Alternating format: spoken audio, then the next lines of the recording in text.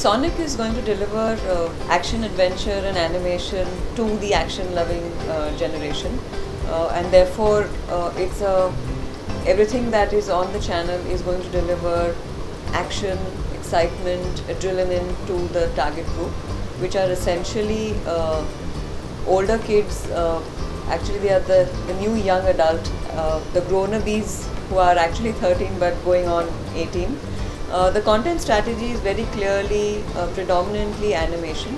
The reason why we believe that animation works best because it is the only means of delivering superlative action to the audience, and the fact that it has come of age in the rest of the world, and in India there is a paucity of action and adventure and animation, and therefore a completely underserved genre to my mind. So Sonic will deliver action and adventure through animation.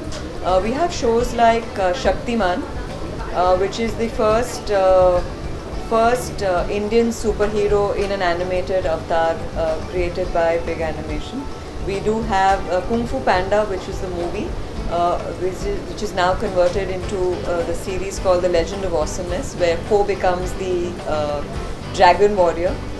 We then have Jackie Chan in an animated avatar. We have our favorite King Kong, which is Kong in an animated avatar. We have a soccer show which is called Super Strikers, which also delivers a whole lot of action, adventure, excitement and challenge to the viewers. We have a block called Sonic Extreme that provides the live action dose of action through horror like Are You Afraid of the Dark, Adrenaline Project, which is a reality show. And we have a block called Sonic Flicks, which has the new and evergreen action movies, which is both Bollywood and Hollywood. So we have titles like Dabang, Gajni, Gladiator and so on and so forth. So an action content, a content strategy which is predominantly action, because I think animation delivers action the best, and a little sprinkling of live action along with that. Not an altogether, it's just about a scheduling strategy. We do have Sonic Flicks, which is the movie block on the weekend, but other than that, the shows remain pretty much the same. It's about how you slot them and how you schedule them. I guess we will leverage our own network to begin with, because we are looking at this new young adult, which is in the age group of 10 to 17-year-olds. So we are pretty much going to find them on the network, whether it's Nick, whether it's MTV, whether it's Colors, or whether it's VH1. So one is, of course, we'll leverage the network strength, but we'll go beyond the network and we will be in the regular print, outdoor, radio, malls, movie theatres, and of course a whole lot of digital initiatives, because this TG hangs in digital more than it hangs at home, and therefore we will be on a lot of digital. We'll have our own website, which is sonicgang.com, on Facebook, on Twitter, and there's a whole digital leg to the marketing piece as well.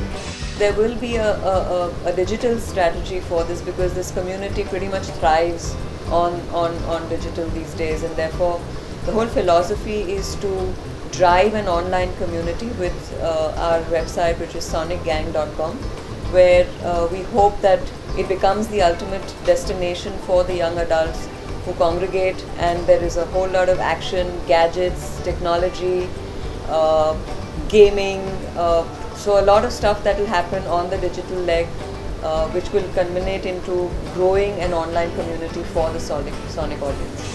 We wanted to give it as much depth and width as we possibly can, and therefore we are available on analog and the DTH platform to begin with. We are trying to aim for 40 million households, and therefore this channel will be as mass as and therefore get a lot of viewership from metros, mini metros, and 1 to 10 lakh towns.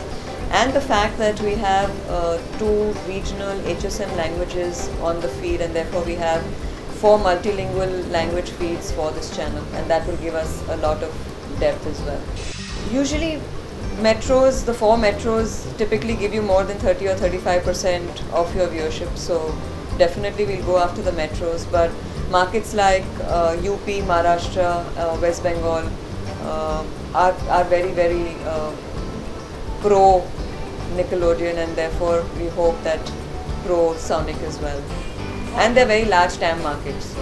Well, it's as good as any other time, but I think it's also about schools and colleges taking a break, kids being at home with not too much to do and have a lot of spare time. So a good time to get a lot of sampling from the target audience, and you get in there and create your space, by which time you get to the summer vacation and by which time you have a loyal audience base. The challenge is the fact that they have alternate means of entertainment today, and there is enough of fragmentation. But having said that, I think if you have content and characters and superheroes like Shaktiman and Kung Fu Panda who will wrap them in action, then they keep coming back to you. So, but otherwise, yes, they do have different means of entertainment outside of television, which you have to beat, and they will have to move from their gaming consoles to the TV screen.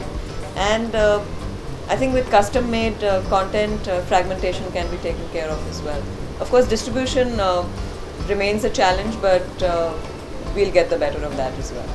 Good expectations, because to my mind, it is an untapped TG, a TG that is seeked for by advertisers, because a lot of brands want to talk to this TG. So it's a fairly untapped TG and a very underserved genre, which is action and adventure. So when this is a very potent combination of an untapped TG, which is the young adults, and action adventure given to them 24/7, and therefore we can spread our wings to a potential and a spillover which goes into kids and goes into youth as well, because this is positioned as a channel which is post kids and pre youth, but we could have spillovers at both ends, and therefore a very large potential from a viewership point of view as well as from an advertiser point of view, where we go beyond the FMCGs to sectors like telecom, mobile, internet, education, tourism, automobiles, etc. I would imagine these are the brands who want to talk to these guys who are the experimental guys. They are the early adopters, they are the trendsetters, and they are the in-house consultants. They influence every single purchase decision in the household, and therefore I'm assuming that every other industry and brand would want to talk to them.